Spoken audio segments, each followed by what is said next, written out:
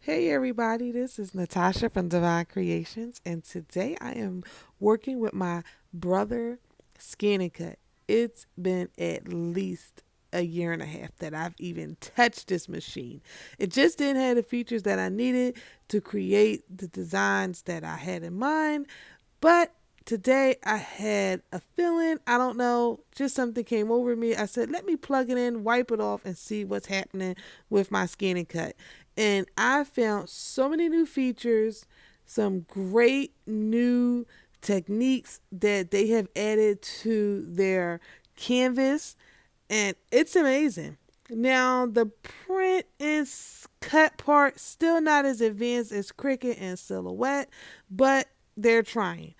The Brother Scan and Cut for me is not about really anything else other than the scanning part, because years ago I was really heavily into stamping, and this comes in handy so you don't have to fussy cut them. You can just stamp your stamps out, color them, and go ahead and use the Brother Scan and Cut to scan it in, and it will cut it with an offset if needed. So that was the main reason why I invested into the Brother Scan and Cut, but it can do pretty much everything else. You can make cards, banners, cut vinyl. It can do pretty much anything, but some stuff just not as well as the other well-known machines as like the Cricut or the Silhouette. So basically what I did here, I just did a few different techniques. I did a technique where I used a pen, which the Brother Scan and Cut allows you to use whatever pen that you want. I did a cut, and I did two cuts. And I did do a print and cut, which you will see at the end. Unfortunately, I lost footage of the final project, but it did not come out as best as I wanted it to. But it was a test, and I'll go ahead and add those photos on my social media. So definitely check out my Instagram. I will post the pictures there once this video goes live. So what you see me doing is basically switching out the cutting tool and inserting the pen tool.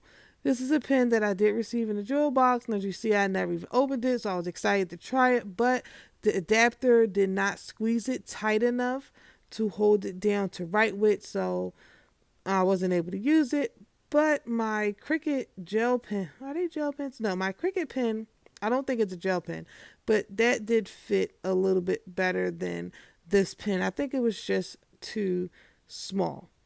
So it fits most pens, I should say, and not all pens. Because as you see, this one was too fat and it just would not go in, and I didn't want to force it.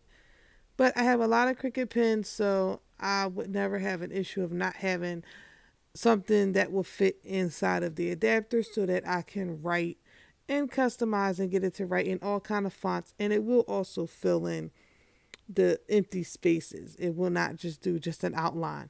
So it do offer some features that Cricut doesn't, but it it's okay. It's nothing really to rave about.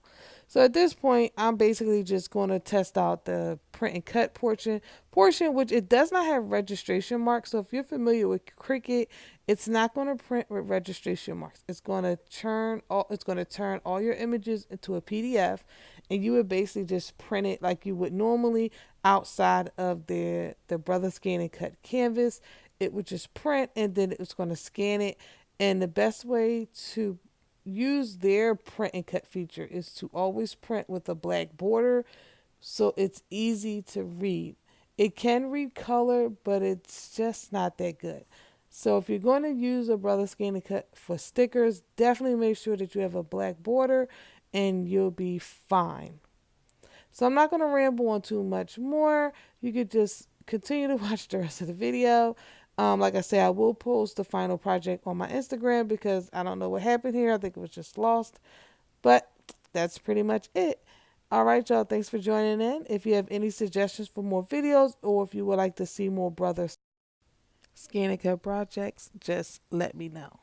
So right here, because their mats are like not sticky at all, like their mats are really bad, I've always had to tape down my projects. So here we go. This is how you put the mat in. So I'm going to insert the mat and I'm going to select it to do a direct scan. It just means it's going to scan the entire paper, and anything that's on the paper or the mat, it's going to be able to read it, and it's up to us to size down. As you can see here, once I get the camera together, you can pretty much pick and choose what you wanted to cut out. It doesn't have to cut everything. You just size it down and pick what you want.